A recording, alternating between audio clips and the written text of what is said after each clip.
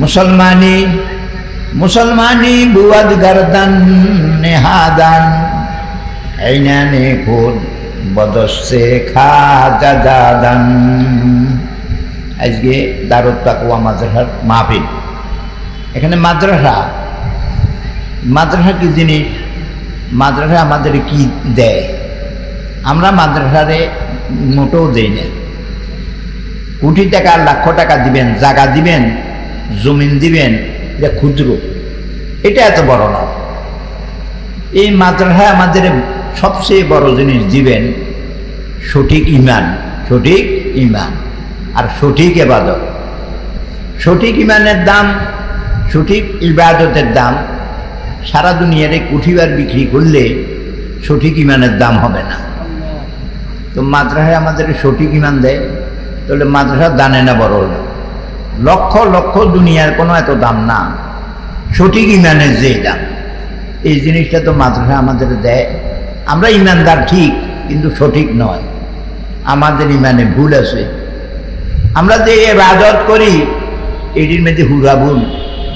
তো ইবাদতেরও তো মূল্য আছে, কিন্তু সঠিক হইতে হবে। কিন্তু আমরা যা করি এইটি কোনো সঠিক নয়, তাহলে মাদ্রাসার দান বড়। আমরা যেই দান দেই এটা নামে মাত্র, এটা আমাদের দান নয়, এটাও তো আল্লাহর। আমরা কার টাকা দেই? আল্লাহ পাকের টাকা। তো এটা আমার দান হইল কই? এটা তো আল্লাহ পাকের দানে না হইল, শুধু মধ্যম হইলাম। টাকা আল্লাহ আমার হাতে গেল, আমি মধ্যমে না হইলাম, দাতা তো হইলাম না, দাতা তো হইল আল্লাহ পাক। আমরা অনেকে ভুলে আসি এই মাদ্রাসার টাকা দিলি এত টাকা দিছি, এটা ভুল কথা। আর তুই দিস নাই, তোরে দিয়ে আল্লাহ দেয়া আছে, তোরে দিয়ে আল্লাহ ভাগ দেয়া আছে। কারণের তো অনেক সম্পদ ছিল, কিছু দিতে আসিনি, কেন আল্লাহ হেতের ব্যবহার করে না। হেতের বানাইছে, বলদ বানাইছে, বলদ মানে গাড়ি টানার বলদ। ওই কুমিল্লার থেকে গাড়ি করে চিনি আনছে, 100 বস্তা চিনি, বলদে টানতো আরে না। গাড়িওয়ালা খুব ফিডায়, তো ফিডে খাইয়া এই বাঙ্গরডা বাজার আসে। এই যে 100 বস্তা চিনি আনলো, বলদে 500 টাকা খাইল। খাইছিনি বলদে, হেতের বাগে হইল হোজাব। খাওয়ার বাগ কারা? যারা হোজাব না হেতারা। এটা চিনির বলদ কয়। কি কয়? মানে কষ্ট করার মালিক, ভোগ করার মালিক না। কারণও ছিল চিনির বলদ। অনেক সম্পদের হোজা বইছে, কিন্তু খাইয়া চলতে পারে না। সাতটা দেনা বেহেস্ত বানাইছিল, হেতে আসেনি না, হাতের বেহেস্ত আছে। তুলে এতে কিলেই হোজা বইল, হেতে হইল চিনির বলদ। চিনির মানে বেকু। দিন আসল জিনিস, আসল দিন জিনিস, আসল দামি জিনিস হচ্ছে দিন। বলেন কি জিনিস? দিন। এটার মতো দামি জিনিস কোথায়ও নাই। সবচেয়ে বেশি দামি জিনিস হলো দিন। আমরা আদি পিতা হযরত ইব্রাহিম আলাইহিস সালাম, আমাদের আব্বা 7 জন। একটা হলো আদি পিতা, এটা হলো আদম আলাইহিস সালাম, সর্বপ্রথম আব্বা উনি। সমস্ত মানব জাতির আব্বা হলো আদম আলাইহিস সালাম। আর ইব্রাহিম আলাইহিস সালাম আব্বা কিসের আব্বা? নীতিগত আব্বা। আমরা কার নীতিতে চলবো? ইব্রাহিম আলাইহিস সালামের নীতি। তো আমরা নীতি ফলো করি যেহেতু ইব্রাহিম আলাইহিস সালাম, নীতিগত পিতা হইল ইব্রাহিম আলাইহিস সালাম। আর মুহাম্মদুর রাসূলুল্লাহ আমাদের পিতা। মুহাম্মদুর রাসূলুল্লাহ আমাদের পিতা কোন দিক দিয়ে? এটা হইল রুহানি পিতা। রুহানি পিতা। 3 জন আব্বার খবর পাইলাম, আদি পিতা, নীতিগত পিতা, রুহানি পিতা। আর আমরা তো আমার আব্বা একজন আছে, তো মার বাপে মিলিয়া যে সন্তান আছে এটাও তো আব্বা। এটা হলো জন্মগত। এটা হলো এই 60টা আব্বা, 60টা পিতা, তার মধ্যে বড় পিতা হইল নীতিগত পিতা ইব্রাহিম আলাইহিস সালাম। আচ্ছা, আমরা যদি ইব্রাহিম আলাইহিস সালামের নীতি মতে না চলি, আমরা বেকুব। কোনটা বড় কোনটা ছোট বুঝে না, তারে কয় আহমক। কি কয়? যে ইব্রাহিম আলাইহিস সালামের নীতি মতো চলে না, যতই বুদ্ধিমান দাবি করক, আসলে আহমক।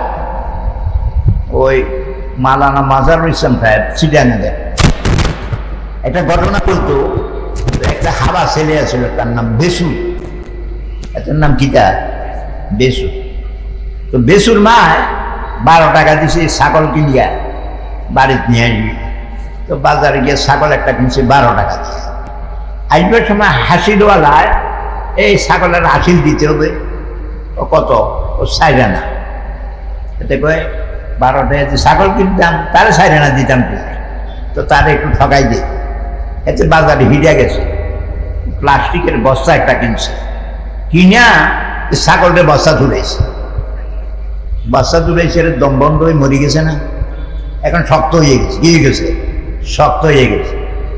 এখন বাড়ি যাইছে, মার কাছে নিয়ে বস্তা লাগছে, কিরে বেসু ছাগল আনছুতি? ও আনছি দো। ও বস্তার ভিতরে। তোবা তোবা, ছাগল বস্তার ভিতরে? আমাদের আরো হতো 4 আনা লাই দিচ্ছে, 80 ডলার। 12 টাকা যদি ছাগল কিনলাম, তারে আবার 4 আনা দিব কি জন্য? এই জন্য বাজারে দিয়ে 1 পয়সা দিয়া বস্তা একটা কিনছি, এটার মধ্যে ছাগল তুলেছি, লইয়েছি। হাতে নষ্ট হয় না, হাতে ঠকাইছি। 80 ডলারে ঠকাইছি। 80 ডলারে ঠকাইছে না? তেই ঠকছে কেন? হাতের না ছাগল মরি গেছে কেন? 4 আনা না 12 টাকা বড়? কোনটা বড়? এতে 4 আনা পাঠাই তো। এটার নাম বেসু, বেসু বেকু। তো আমরাও আমরাও কিন্তু বেসু। তো বেসুর মা বেসুরে কয়, কিরে বেসু এই খোল, বস্তা খোল, ছাগল কি যাও তা না মরা সা পেয়ে গেছে। মা কয়, হারে বেসু কিটা করলি? ছাগল তো মরি গেছে। মা ছাগল মরলে মরছে দেয়, 4 আনা তো পাচ্ছি। কোন চাই এরকম বেকুব দুনিয়াতে হয়নি। আমরাও এরকম বেকুব।